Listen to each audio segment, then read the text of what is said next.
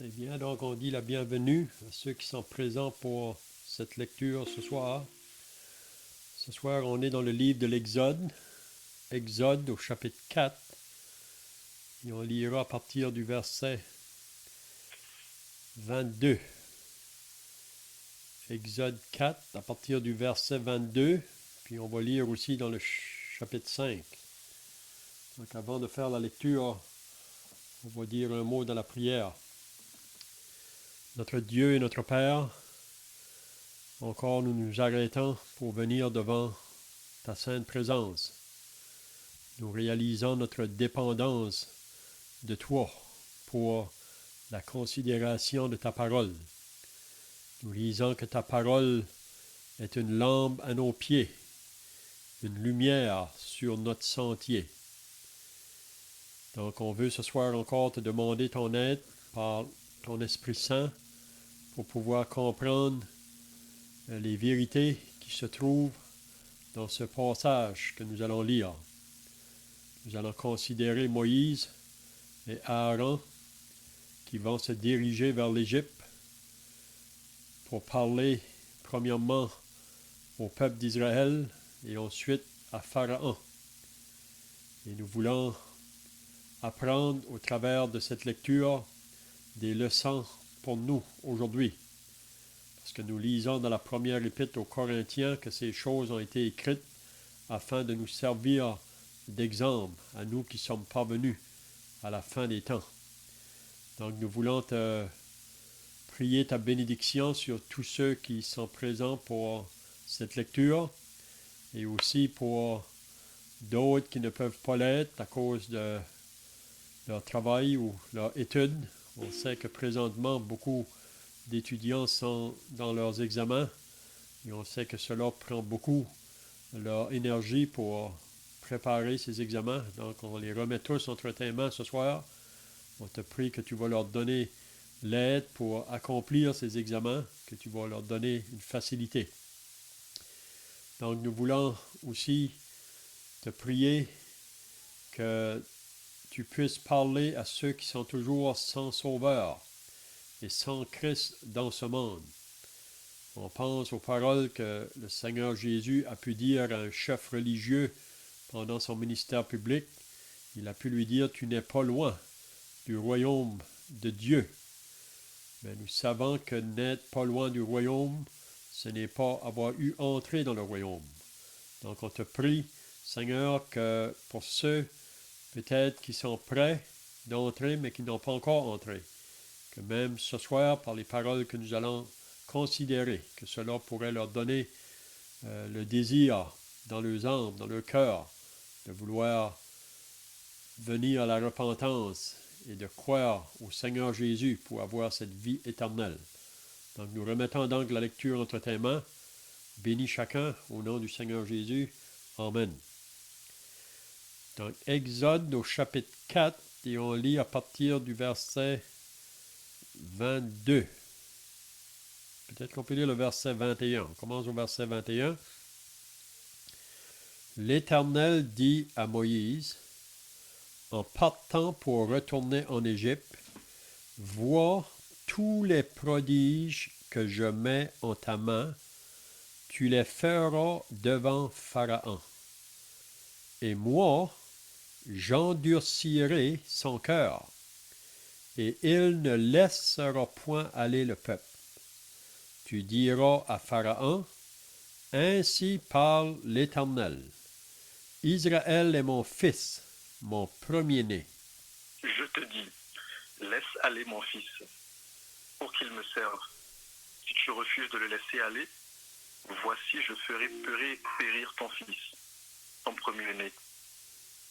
Pendant le voyage, en un lieu où Moïse passa la nuit, l'Éternel l'attaqua et voulut le faire mourir.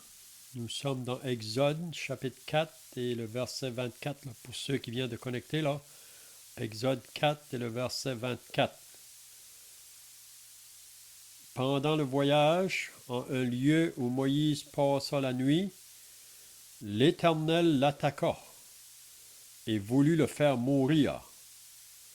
Séphora prit une pierre aiguë, coupa le prépuce de son fils et le jeta aux pieds de Moïse en disant, « Tu es pour moi un époux de sang. » Et l'Éternel le laissa.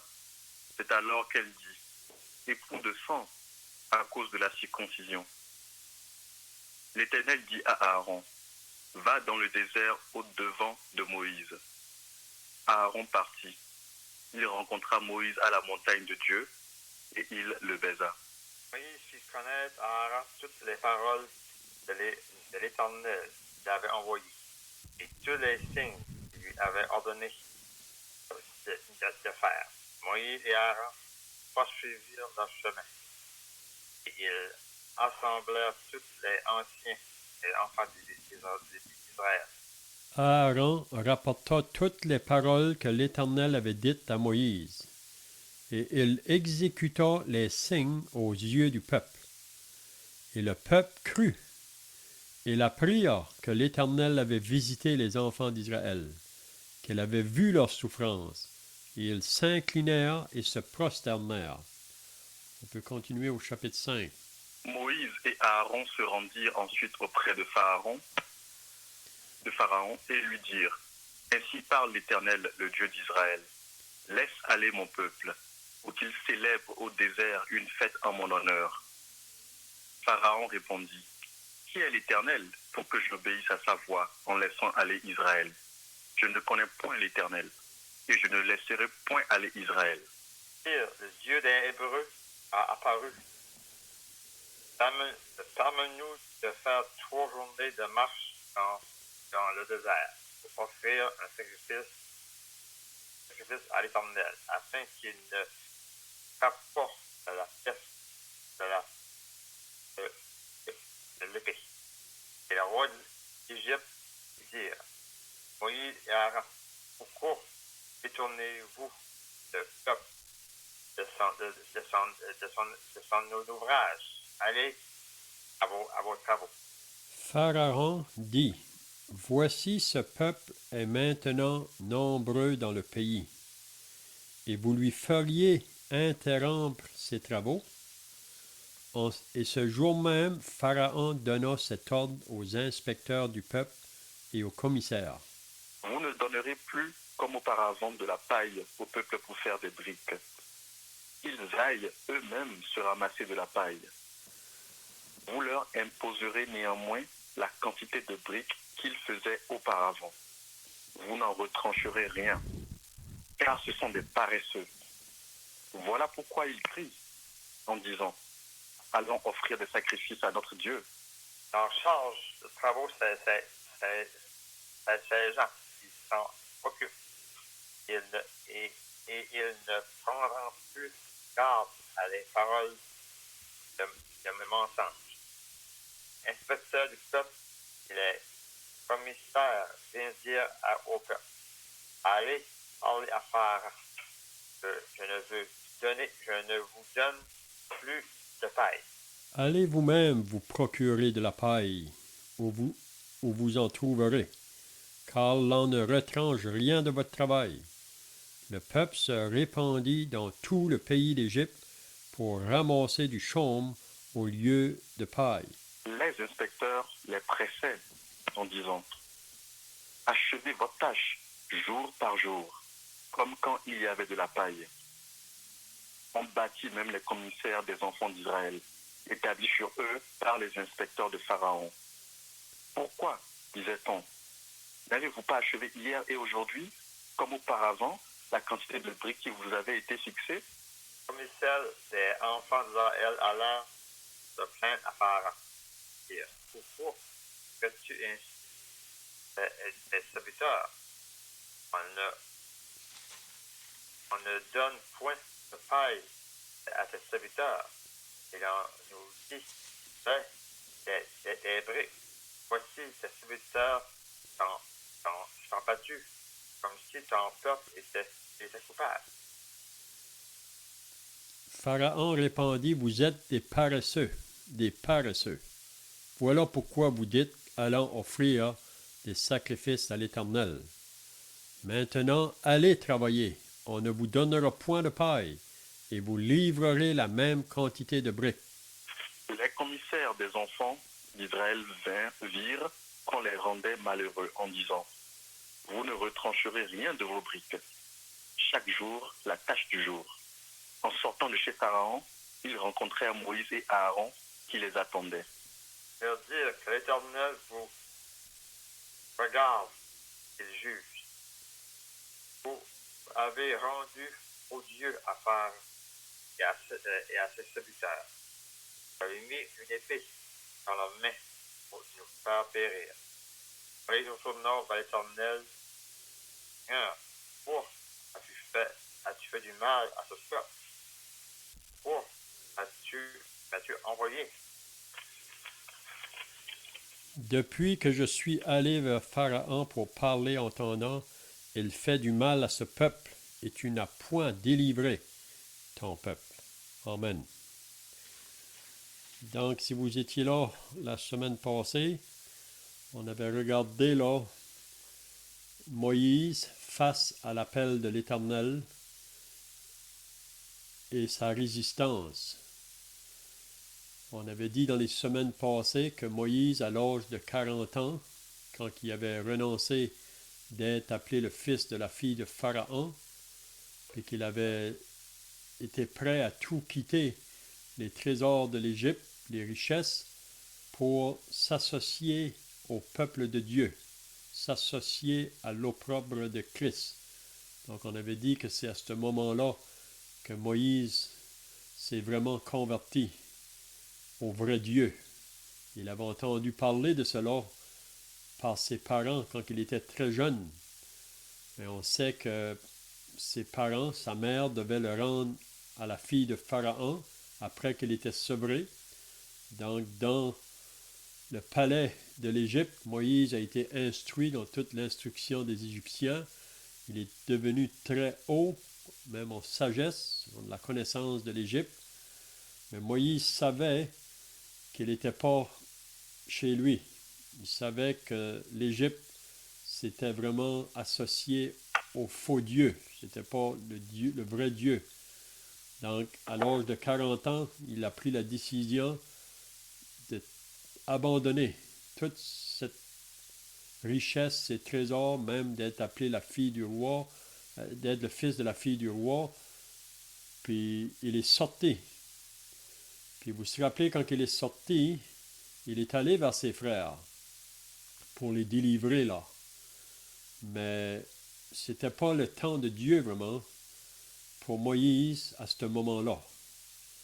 On avait dit dans les semaines passées qu'il y a l'appel au salut, mais aussi après le salut, il y a toujours l'appel là à la préparation, si on peut dire, ou à la formation avant que Dieu puisse nous utiliser pour travailler en son œuvre. Parce que chaque personne qui est appelée de Dieu, il doit être, pour le service, là, il doit être équipé, si on peut dire, il doit être prêt. Parce que travailler dans l'œuvre de Dieu, ça comprend beaucoup d'opposition, beaucoup de persécution, puis même nous avons une nature en nous qui s'oppose à l'œuvre de Dieu. Donc c'est pour ça qu'avant que la personne qui a été sauvée puisse être appelée dans le service, là, il faut qu'il ait une préparation qui se fasse. Puis parfois, dans la préparation, Dieu va peut-être nous confier des petites choses.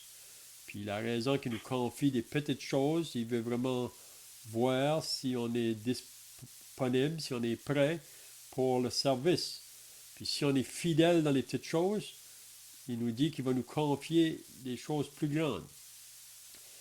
Donc Moïse, à 40 ans, ce n'était pas le temps de Dieu pour le service. C'était l'appel de Dieu pour son salut, si on peut dire. Mais là, il va partir dans le désert de Madian, en Madian. Puis la raison qu'il va partir, c'est parce qu'après que Pharaon a entendu parler que Moïse avait quitté l'Égypte, Pharaon voulait le faire mourir. Donc, il a dû fuir. Puis on avait dit que quand il est arrivé à Madian, c'est là qu'il a rencontré des bergères là, qui étaient venues pour faire boire leur troupeau. Puis quand ils sont venus au puits, il y a des personnes qui sont venues autour pour les arrêter. Mais Moïse a pris leur défense. Puis ensuite, ils ont dit ça à leur père. Puis leur père a dit, pourquoi vous ne l'avez pas invité de venir? Puis ils sont allés le chercher, puis Moïse est venu. Puis Jéthro, il devient le beau-père de Moïse. C'est lui qui va donner sa fille, Séphora, à Moïse pour femme. Donc, à 40 ans, donc, ce n'est pas le temps de Dieu pour Moïse, pour libérer le peuple. Mais qu'est-ce qu'on a vu dans les semaines passées? Moïse a passé 40 ans dans le désert à garder les brebis. Puis c'est à ce moment-là, quand que Moïse avait 80 ans, que Dieu va l'appeler pour le service. Mais à ce moment-là, Dieu, quand il appelle Moïse, là, on va voir la résistance de Moïse. On voit à 40 ans, Dieu ne l'appelle pas, Moïse veut aller. Mais quand que Dieu l'appelle à 80 ans, Moïse ne veut pas aller. Moïse a une résistance. Puis la raison de sa résistance, c'est parce que Moïse veut essayer de faire les choses que Dieu lui demande par ses propres forces. Il regarde à ses propres forces, puis il réalise sa faiblesse.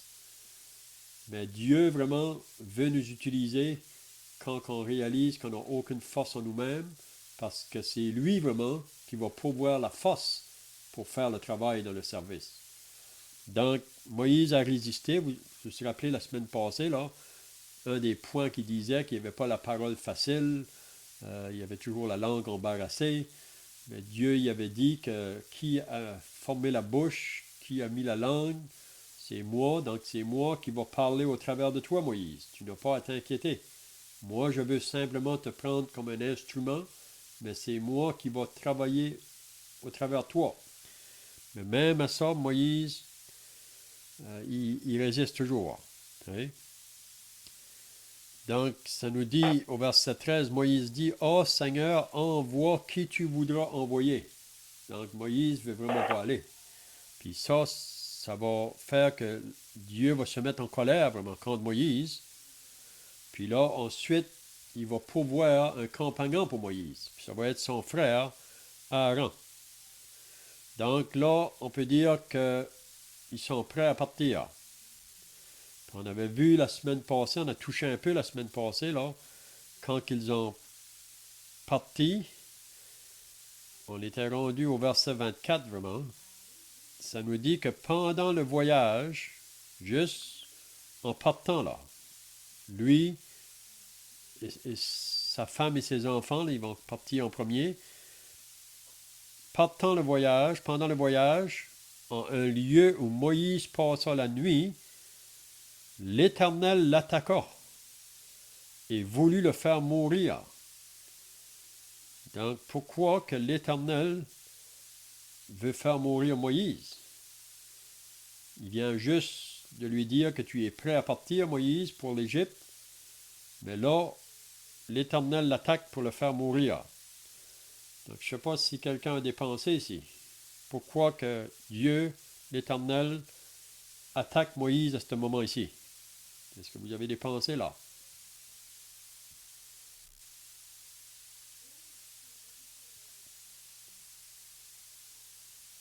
C'est parce que Moïse n'avait pas circoncis son fils. C'est ça. Donc, Moïse, ça ne nous dit pas vraiment la raison pourquoi, mais Moïse savait que pour être associé avec Israël, il faut que les enfants soient circoncis, tous les garçons soient circoncis. C'est une alliance que Dieu avait faite avec Abraham. Puis Moïse aurait dû le faire, mais c'est possible que Séphora, sa femme, parce qu'elle n'était pas une Israélite, elle était une Madianite. Puis c'est probablement que peut-être qu'elle résistait peut-être à cela. C'est difficile à dire. Vous savez, quand ça vient pour servir Dieu, si on est marié, c'est beau quand que les deux sont ensemble. l'homme et la femme.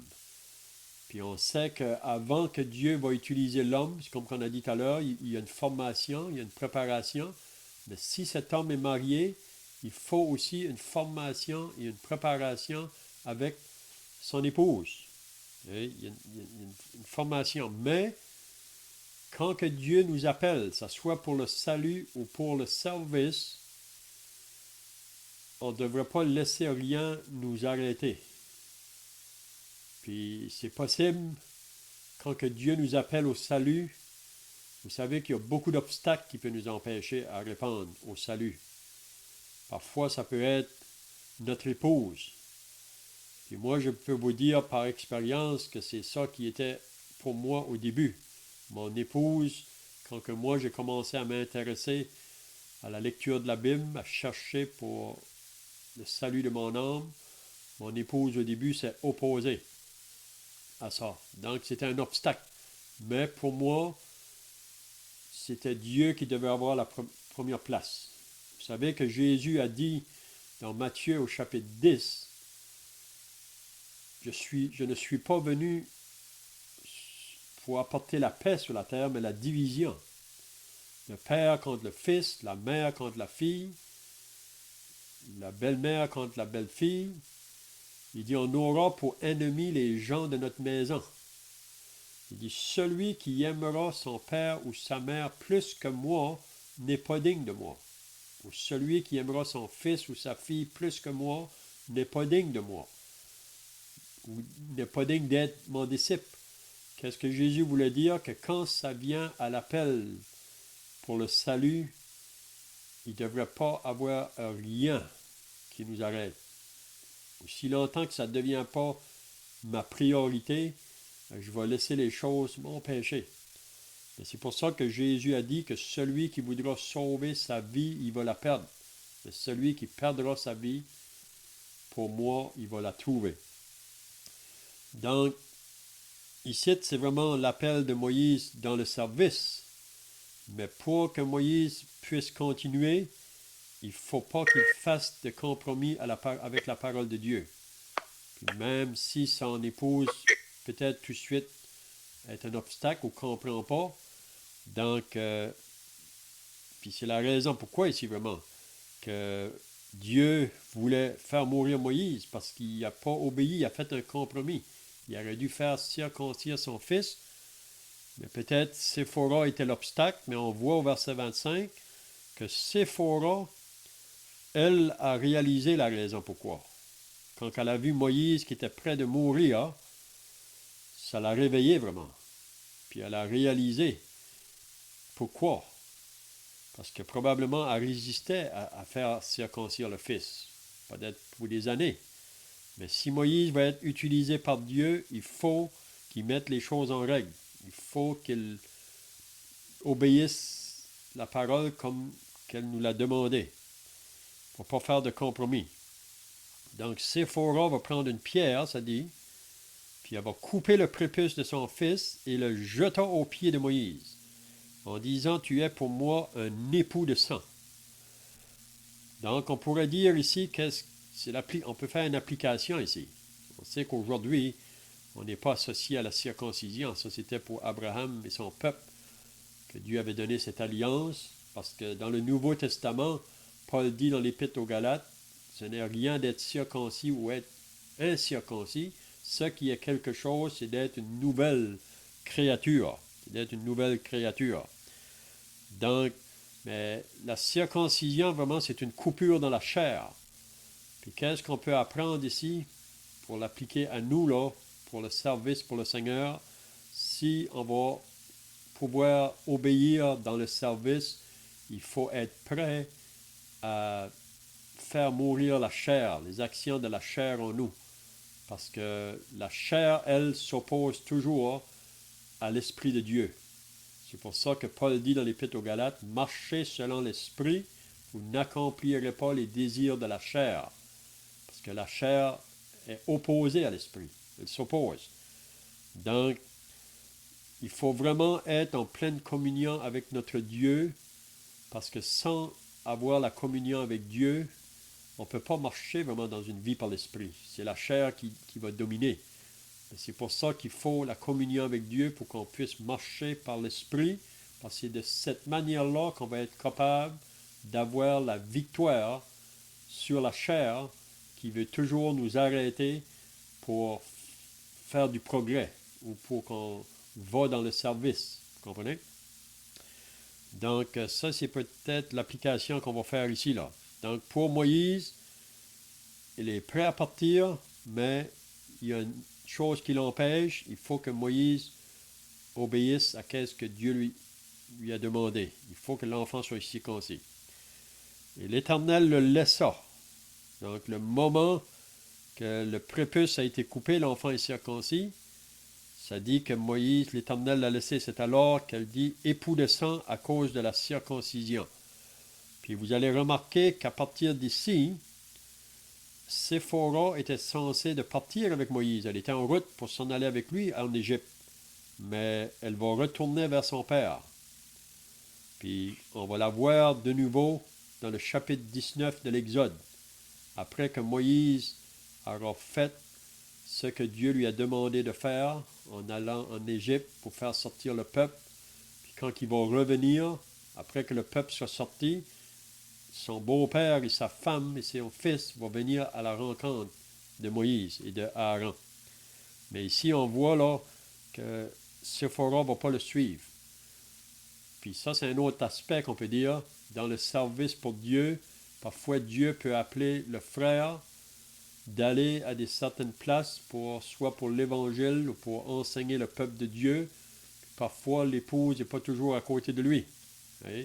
Mais l'épouse va être avec lui dans le sens, elle va prier pour son mari, hein? Elle va toujours être là vraiment pour le supporter là. Mais parfois, le chemin est trop difficile pour qu'elle puisse suivre. Hein? Donc, je ne sais pas si quelqu'un a des pensées là, ici, de qu'est-ce qu'on avait vu un peu la semaine passée, mais là, on a voulu éclaircir le sujet encore un peu plus. Donc, pour ceux qui viennent d'entrer, là, on est dans Exode au chapitre 4. Puis là, on est rendu au verset 27. À moins que vous avez des choses à ajouter de qu'est-ce qu'on a vu la semaine passée, là.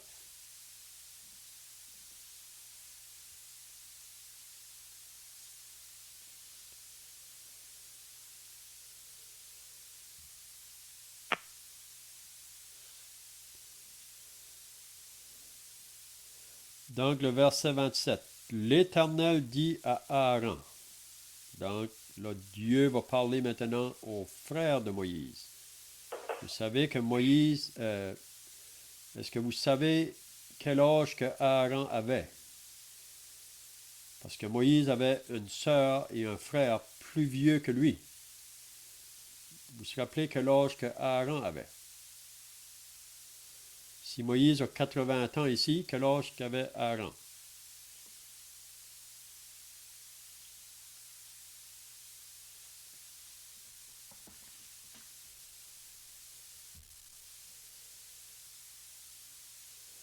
Aaron était 3 ans plus vieux. Marie avait 12 ans plus vieille. Mais là, ici, c'était pas que c'était la volonté de Dieu que Aaron aille avec Moïse. Dieu voulait utiliser Moïse pour aller en Égypte, seul. Mais à cause de la résistance de Moïse, Dieu permet que son frère va avec lui. Ce n'était pas premièrement la volonté de Dieu, mais Dieu le permet. Oui.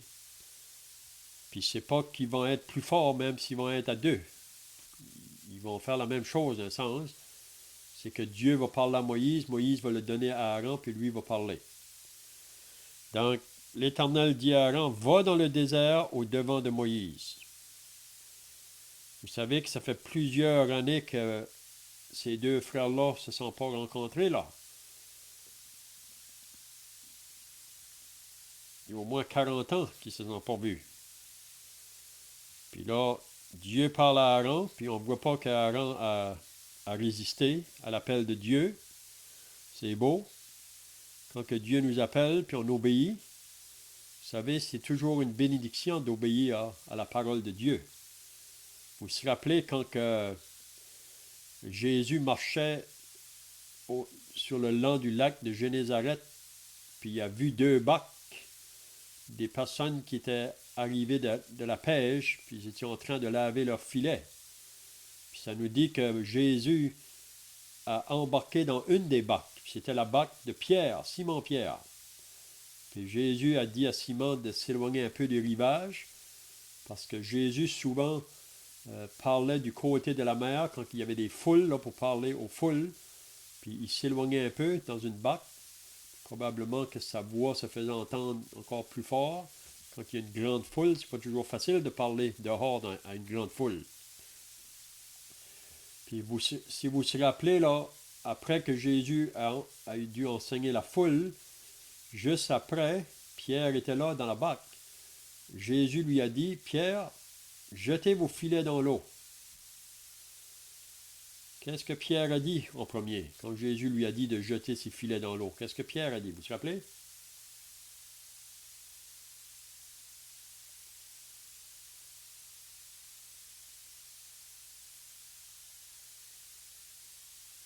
Pierre avait dit qu'il avait déjà jeté les filets, puis il avait trouvé à rien. C'est ça. Et il a dit, sur ta parole, je jetterai le filet. C'est ça. Donc, Pierre était un homme expérimenté à la pêche. Jésus, c'était charpentier. C'était pas un homme qui faisait la pêche, mais Pierre avait pêché toute la nuit ce soir-là. Il n'avait rien pris. Et là, Jésus dit, jetez vos filets. Jésus a dit, jetez vos filets. Qu'est-ce que Pierre a dit? Sur ta parole, je jetterai le filet. Donc, on voit que Pierre va obéir, mais pas peut-être pleinement.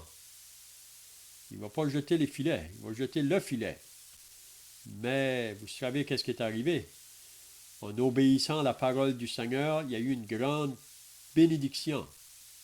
Beaucoup de poissons, même qui étaient obligés de faire venir les autres à côté pour haler le filet à force qu'il était chargé de poissons. Donc c'est pour dire que si on obéit au Seigneur dans les choses qu'il nous demande, puis c'est comme j'ai dit tout à l'heure, il y a toujours une résistance à obéir à Dieu. Pourquoi? Parce qu'on a cette nature charnelle qui s'oppose toujours. Donc on a besoin d'avoir la victoire sur cette nature-là qui s'oppose à nous. Puis c'est comme j'ai dit tout à l'heure, c'est juste en maintenant notre communion avec Dieu et qui fait qu'on va marcher par l'esprit, puis la chair ne va pas nous empêcher, mais elle est toujours là pour nous arrêter. Donc ici, Aaron obéit. Puis si on obéit, vous vous rappelez aussi quand Jésus était aux noces à Cana, vous vous rappelez que Marie a dit aux serviteurs, faites tout ce qu'il vous dira. Puis il y avait 6 vases, là, des gros vases, qu'on mettait de l'eau normalement. Puis Jésus a dit aux serviteurs, remplissez de vases ces eaux, remplissez ces vases-là d'eau. Puis ça nous dit qu'ils ont obéi tout de suite. Puis ils les ont remplis jusqu'au bord. Pas à moitié, jusqu'au bord. Puis une grande bénédiction qui est venue. Ils ont obéi, l'eau est changée en vin. Ils ont pu vraiment pourvoir aux besoins de ce mariage-là ce soir-là. Donc, toujours une bénédiction associée à obéir la parole de Dieu. Donc, je ne sais pas si vous avez d'autres pensées ici, là.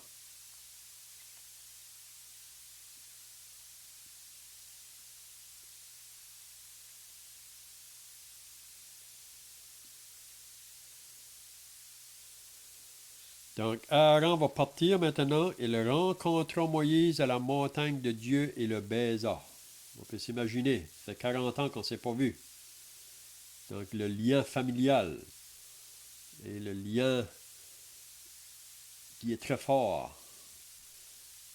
Ça dit dans le psaume, je pense que c'est 131, qui dit « Oh, qu'il est beau, qu'il est agréable pour les frères de demeurer ensemble. » Donc, il y a une force là, qui Donc, Moïse fit connaître à Aaron toutes les paroles de l'Éternel qu'il avait envoyées et tous les signes qu'il lui avait donné de faire. Donc, Moïse va tout dire à Aaron les paroles que Dieu lui a dit. Puis là, ça nous dit ensuite, Moïse et Aaron poursuivirent leur chemin. Donc, on ne voit pas que Séphora va suivre Moïse et sa femme. Moïse et Aaron vont partir, poursuivirent le chemin. Ils assemblèrent tous les anciens des enfants d'Israël. Donc, premièrement, ils vont aller vers le peuple d'Israël. Donc, ils vont vers l'Égypte, puis en premier, il doit aller vers les Israélites. On sait que Pharaon est mort maintenant. Tous ceux qui étaient là 40 ans passés, il y en a beaucoup qui sont morts. Donc, Moïse, c'était le roi d'avant. Là. Il y a un autre Pharaon qui est là, mais celui d'avant est mort. Donc, premièrement, ils doivent aller vers les enfants d'Israël. Il faut que les enfants d'Israël puissent, comment je dirais, comprendre la raison pourquoi que Moïse vient. Puis il faut que les enfants d'Israël ont la certitude que Moïse et Aaron sont réellement des envoyés de Dieu. Hein? Donc, qu'est-ce qu'on lit au verset 30? Aaron rapporta toutes les paroles que l'Éternel avait dites à Moïse, et il exécuta les signes aux yeux du peuple. Donc, vous vous rappelez des signes que Moïse devait faire pour dire que Dieu était avec lui? Est-ce qu'on se rappelle des signes? Qu'est-ce que c'était les signes?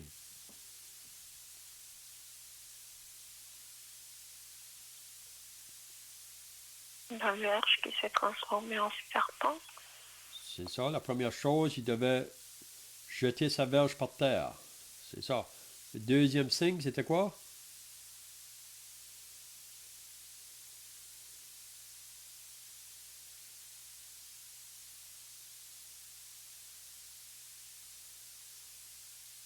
Sa main qui est devenue comme lépreuse.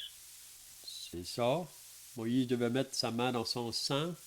Quand il le sort, elle est lépreuse. Il la remet de nouveau. Quand elle sort, elle est saine. Elle est pure de nouveau. Ça, c'était le deuxième signe. Le troisième, c'était quoi?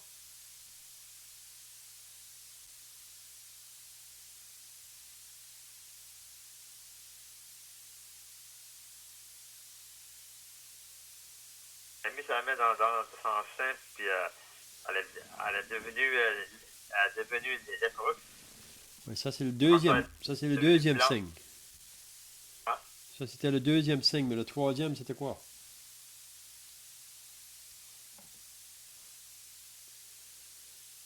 Est-ce que c'était l'eau du Nil qu'il a renversée qui est devenue sang? C'est ça. Il a changé l'eau en sang. Donc ça, c'était 3 signes que Dieu avait dit à Moïse. Si le peuple ne va pas te croire, là, tu vas faire ces 3 signes-là. Puis c'est pour prouver vraiment que Dieu est avec lui. Même la verge qui était dans la main de Moïse, c'était vraiment pour démontrer l'autorité de Dieu avec lui. Puis Moïse va utiliser beaucoup la verge. Donc c'est pour dire que Moïse ne va pas avancer par ses propres forces. Le moment qu'il essaye de faire par ses forces à lui, c'est là qu'il recule, c'est là qu'il doute, c'est là qu'il arrête d'avancer. Il faut que Moïse apprenne que c'est Dieu qui travaille au travers de lui. C'est un peu la pensée, vous savez, que Paul a dit, quand il dit « J'ai été crucifié avec Christ, et si je vis, ce n'est plus moi qui vis. » Donc Paul a compris cette vérité-là. J'ai été crucifié avec Christ, et si je vis, ce n'est plus moi, c'est pas moi qui vis, c'est Christ qui vit en moi. Si je vis dans la chair, je vis dans la foi au Fils de Dieu qui m'a aimé, qui s'est donné lui-même pour moi.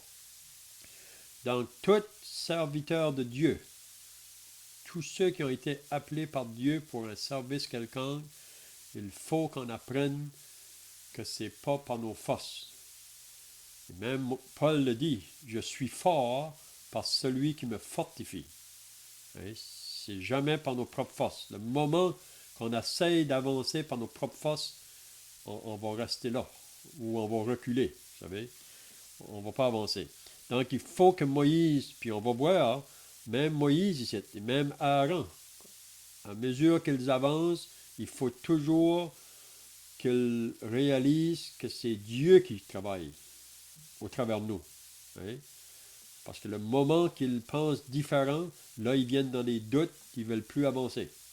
Puis c'est la même chose pour le peuple. Il faut que le peuple voie cette chose-là pareil. Hein? OK, maintenant, on arrive au chapitre 5, à moins que quelqu'un ait d'autres pensées, là, ici. Si vous avez des questions.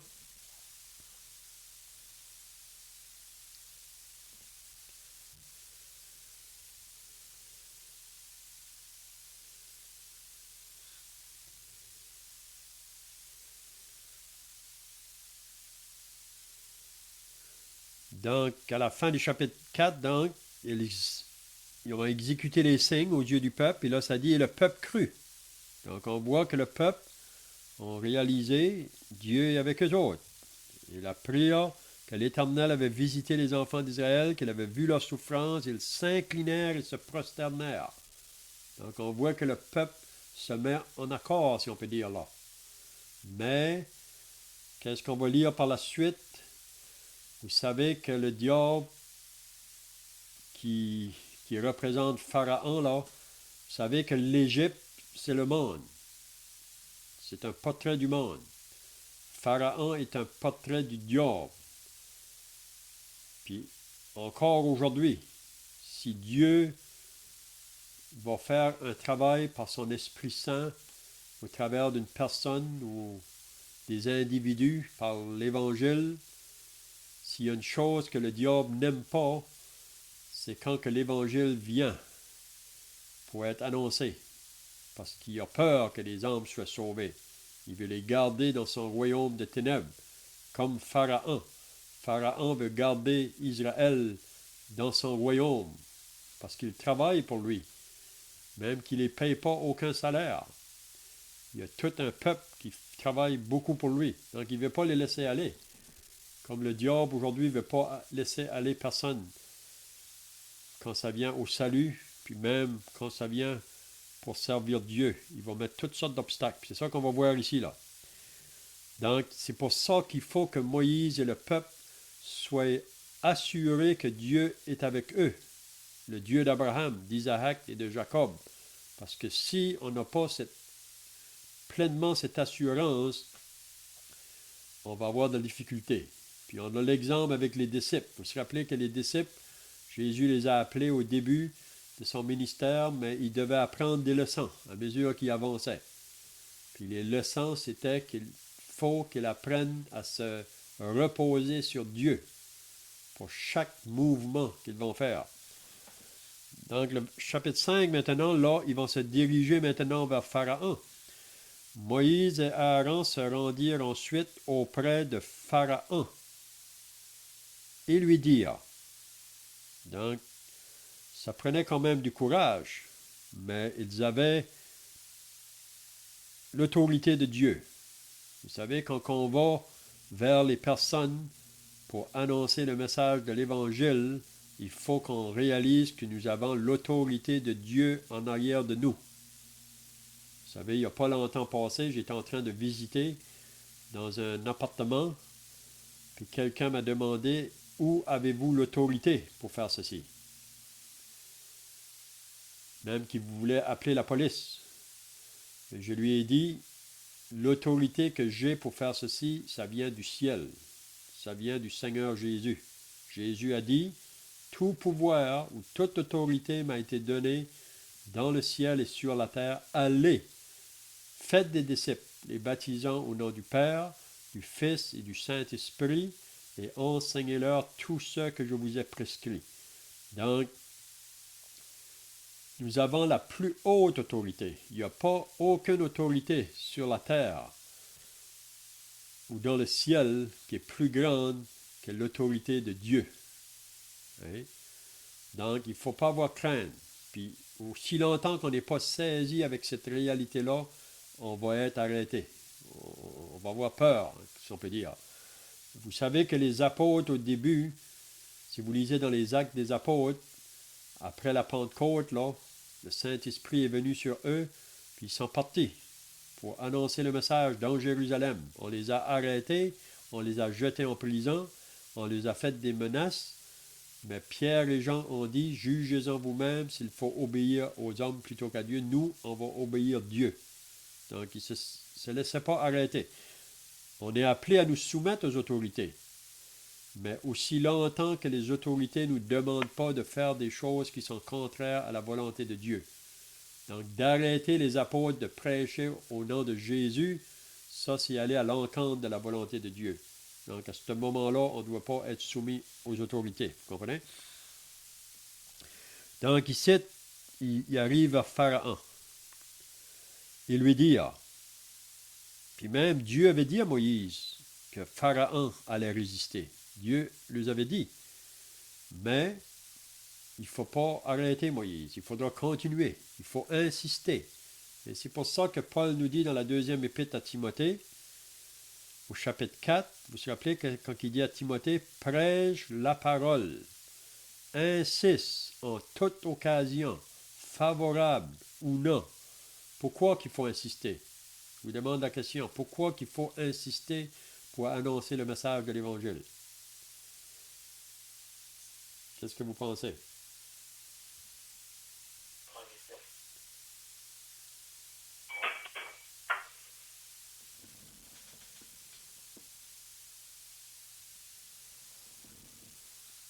Pourquoi qu'il faut insister pour annoncer le message? Quelqu'un a des pensées? Il disait pourquoi qu'il faut insister pour annoncer le message. Pourquoi que Paul dit prêche la parole, insiste en toute occasion. Pourquoi?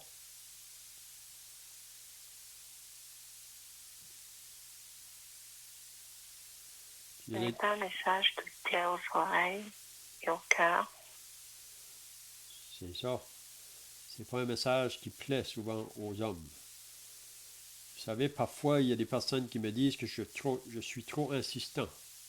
Mais on ne peut jamais être trop insistant. Vous savez, parce que Paul dit, la raison pourquoi, c'est parce qu'il viendra un temps, puis nous sommes dans ces temps-là présentement, où les hommes ne supporteront plus la saine doctrine.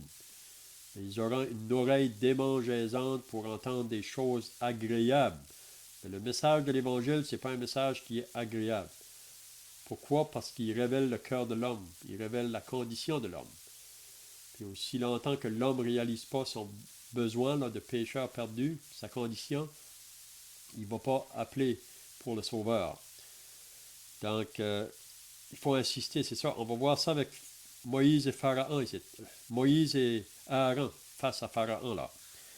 Donc, qu'est-ce qu'il dit maintenant? Ainsi parle l'Éternel, le Dieu d'Israël, laisse aller mon peuple.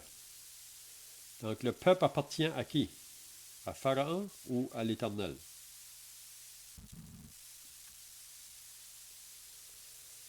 Le peuple appartient à l'Éternel. Mais Pharaon veut le garder pour lui. Pharaon, c'est un type du diable. Il veut garder les hommes avec lui, ou les femmes, dans son royaume, pour les faire travailler pour lui. On vit dans ce monde-là présentement. Un monde qui est sous la puissance du diable. Et vraiment, ce monde ici, c'est comme l'Égypte. Vous savez, si qu'une âme va être sauvée, le diable va faire tout son possible pour mettre des obstacles ou des embûches. Puis ici, ça va être la même chose. Laisse aller mon peuple pour qu'il célèbre au désert une fête en mon honneur. Donc Dieu veut que Pharaon laisse le peuple aller. Son peuple, c'est le peuple de Dieu. Il faut qu'il laisse aller dans le désert pour qu'il vienne le servir et l'adorer. Donc, qu'est-ce que Pharaon va dire? Pharaon répondit, « Qui est l'Éternel?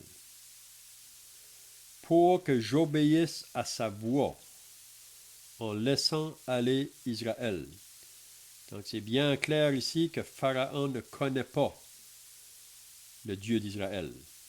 Il ne connaît pas l'Éternel.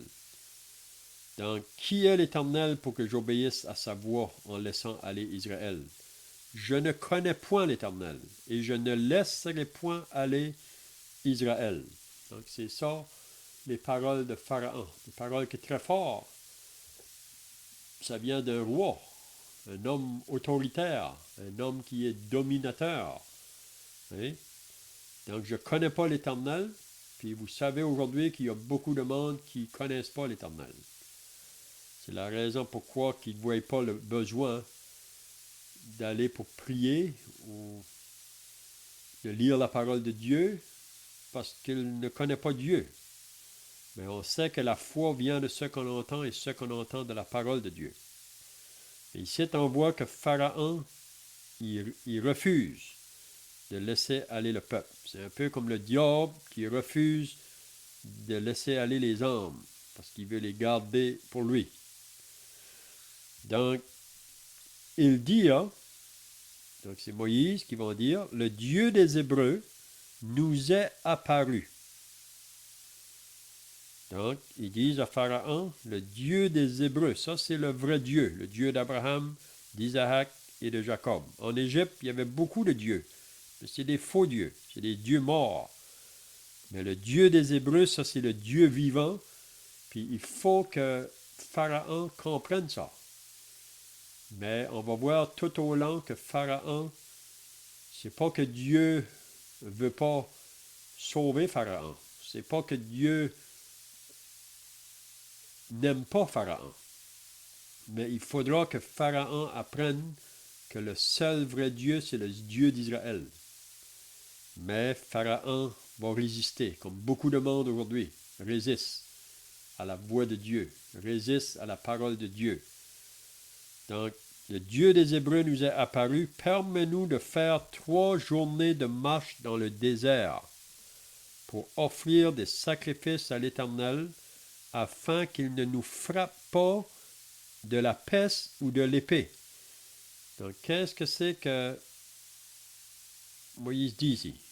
Qu'est-ce qu'il veut dire quand il dit « Permets-nous de faire 3 journées de marche dans le désert » ? Qu'est-ce qu'on peut apprendre ici? Pourquoi faire 3 journées de marche? Qu'est-ce que ça nous parle, ça, 3 journées de marche?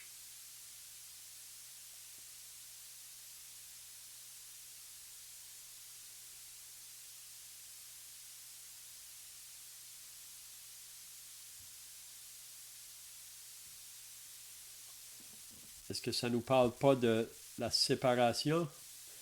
Une séparation. Vous savez, pour servir Dieu, il faut qu'on s'éloigne de ce monde ici. Il faut qu'il sorte de l'Égypte. On ne peut pas servir Dieu puis être dans le monde. Il faut qu'on sorte. Donc ça, c'est l'application qu'on peut faire ici. Il faudra qu'il sorte 3 journées de marche. Vous pensez? C'est quand même plusieurs milles, là, marcher 3 jours. Il faut qu'il sorte 3 jours dans le désert. Mais on va voir, à mesure qu'on va avancer, là, à un moment donné, Pharaon va dire, vous pouvez aller, mais restez dans le pays. Vous savez, le diable peut essayer de nous insinuer ça encore aujourd'hui. Vous pouvez être sauvés, mais vous n'avez pas besoin d'aller si loin. Hein?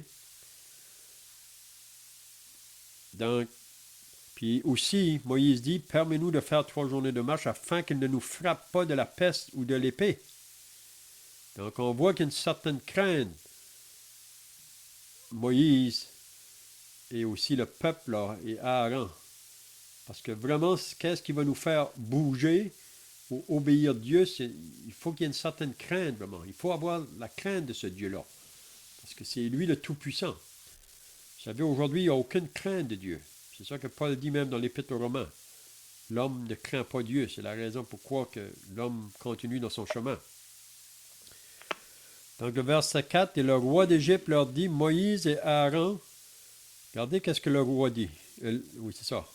Pourquoi détournez-vous le peuple de son ouvrage? » Donc Pharaon ne veut pas avoir dans la pensée que son peuple, le peuple va sortir de là parce qu'il est travaillant pour lui. Il en apportant beaucoup de bien à Pharaon. C'est comme le diable, il ne veut pas laisser aller un pécheur. Il veut le garder pour lui dans son royaume.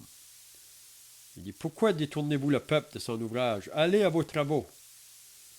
Donc, occupez-vous. Arrêtez de penser à Dieu. Arrêtez de penser à aller dans le désert pour adorer, pour servir Dieu. Et même Pharaon va dire, après un moment donné, c'est des paresseux. Puis on peut nous dire ça aujourd'hui. Si vous voulez aujourd'hui donner du temps à Dieu, vivre pour Dieu, parfois les gens vont dire, vous perdez votre temps. Hein? On entend ça.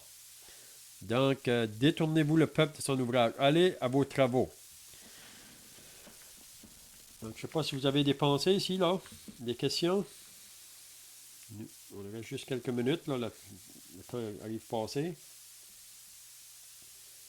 On va juste aller au verset 5 et 6 pour terminer peut-être là. Pharaon dit, voici ce peuple est maintenant nombreux dans le pays et vous lui feriez interrompre ses travaux. Donc, Pharaon ne veut pas avoir à penser à ça, de laisser aller ce peuple-là. C'est la même chose. Le diable aujourd'hui va faire tout son possible pour garder les âmes dans son royaume.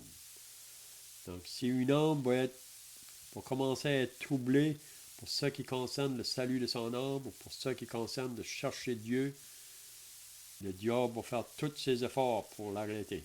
Donc, à moins qu'une personne est déterminée et que cette chose-là devienne une priorité, il ne va pas arriver parce que le diable fait tout son possible. C'est la même chose ici.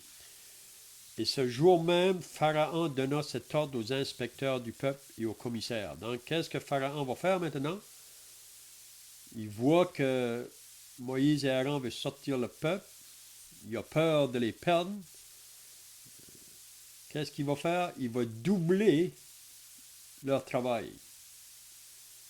Puis la raison qu'il va les faire travailler, puis c'est un peu la même chose qu'on vit dans le monde présentement, vous savez. On vit dans le monde qui représente l'Égypte. Puis aujourd'hui, on nous met de la pensée qu'il faut travailler, travailler, travailler. Hein? C'est vrai qu'il faut travailler. Mais le danger, c'est de vivre pour travailler. Puis c'est ça que le monde veut. Ou même toutes les compagnies aujourd'hui veulent ça. Mais on est appelé à travailler pour vivre et non pas vivre pour travailler. C'est la même chose, l'argent. Il nous faut l'argent. Il ne faut pas vivre pour l'argent. Ça, c'est mal. Donc, c'est ça qu'on apprendra ici à mesure qu'on va avancer. Donc, le temps est passé. Je ne sais pas si vous avez des questions pour terminer ou d'autres pensées. Vous pouvez le faire. Sinon, on va terminer par la prière.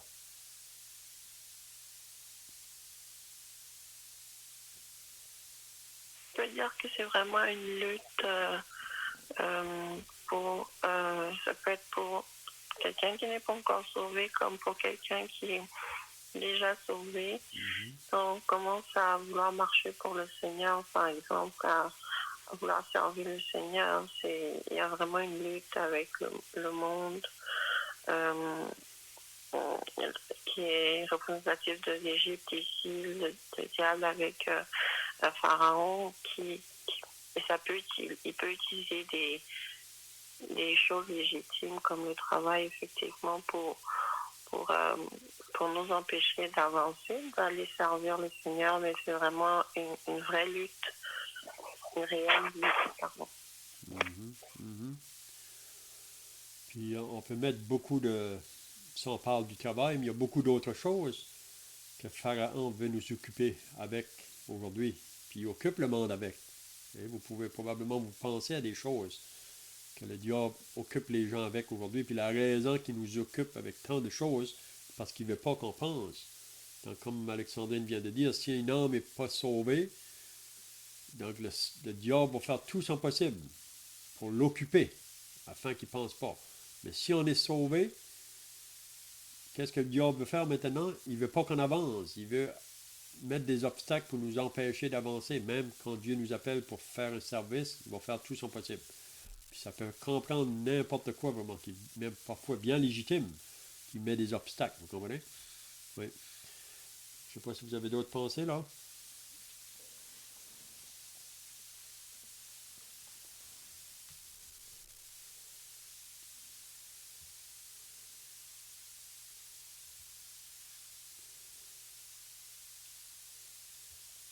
Même de lire la parole, d'avoir une discipline chaque jour pour lire la parole de Dieu. Parce qu'il faut vraiment être déterminé, parce qu'on vit dans ce monde qui est tellement vite que si on n'est pas discipliné ou déterminé, le diable va nous empêcher. Hein? Parce que vraiment, c'est très important pour un enfant de Dieu de lire la parole, parce que la parole, c'est sa nourriture. C'est ça qui le fortifie. C'est ça qui lui donne du courage, c'est ça qui lui donne la force de pouvoir avancer dans le chemin. Mais s'il y a une chose que le diable n'aime pas, donc, c'est qu'on lise la parole, puis aussi cette nature en nous qui est charnelle, qui s'oppose à ça aussi. Hein. Donc, il faut vraiment être discipliné. La parole de Dieu ou la prière, c'est très important. C'est bien, on va terminer par la prière, puis ensuite on peut chanter un cantique si vous voulez. Donc, le frère va terminer par la prière.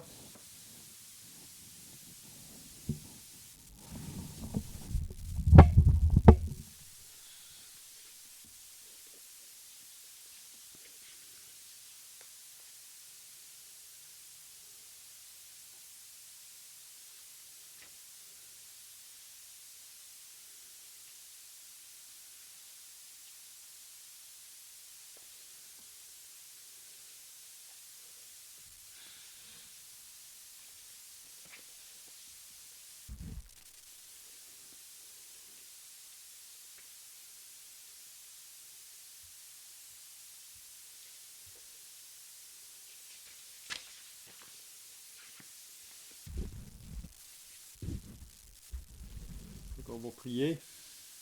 On va prier. Notre Dieu et notre Père, nous voulons maintenant terminer par la prière. Nous réalisons que ta parole nous est donnée pour ouvrir notre entendement, même pour ouvrir notre intelligence en ce qui concerne les choses de Dieu. Parce que Paul dit dans l'Épître aux Corinthiens que l'homme naturel ne peut pas comprendre les choses de l'Esprit de Dieu. Mais l'homme spirituel, au contraire, peut les comprendre. Donc, Seigneur, on veut te prier que tu nous aides, à tous ceux qui t'appartiennent, que nous puissions discerner les ruses du malin qui voudrait nous détourner vraiment du chemin que tu as tracé pour nous, comme les enfants d'Israël. Donc, nous remettons cette étude entre tes mains. Bénis ceux qui étaient présents. Sois avec nous maintenant dans le chant que nous allons chanter. Au nom du Seigneur Jésus. Amen. Donc, si vous voulez, on peut chanter le cantique 272, si vous avez le livre des chants de racheter, là, 272. Ça nous dit, Seigneur, attire mon cœur à toi. Je te désire tout près de moi. Ma délivrance dans le danger, c'est ta présence, divin berger. Seigneur, attire mon cœur à toi.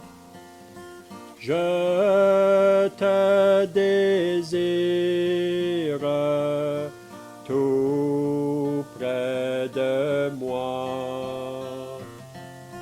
Ma délivrance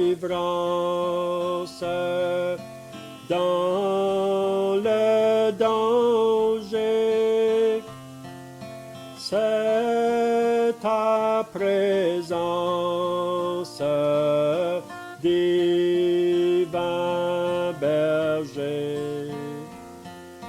C'est ta présence, divin berger.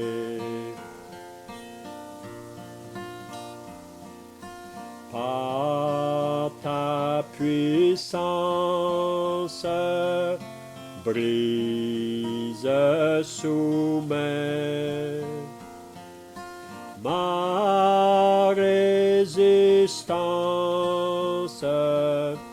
à tout jamais. Courbe mon être, ma volonté, sois-en le maître incontesté.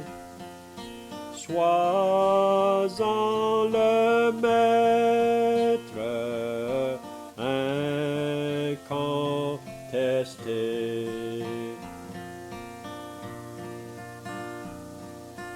Quand je contemple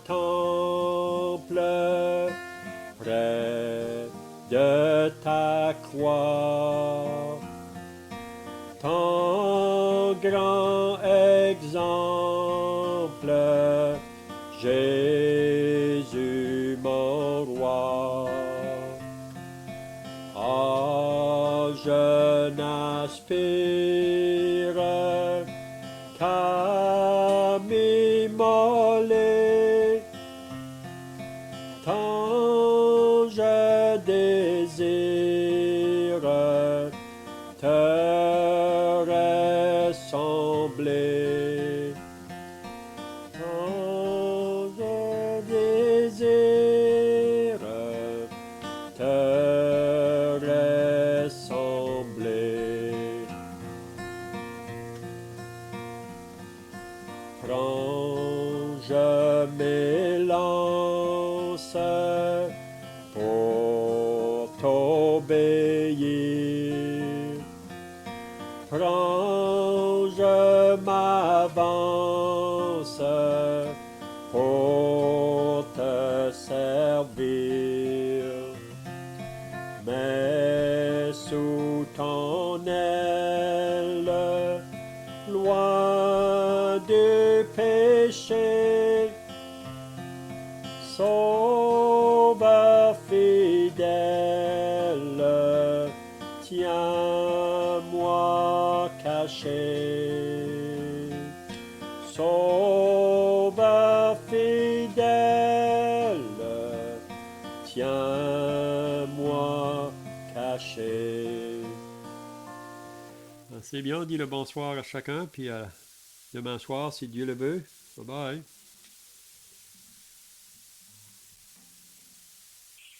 Merci. Bye bye.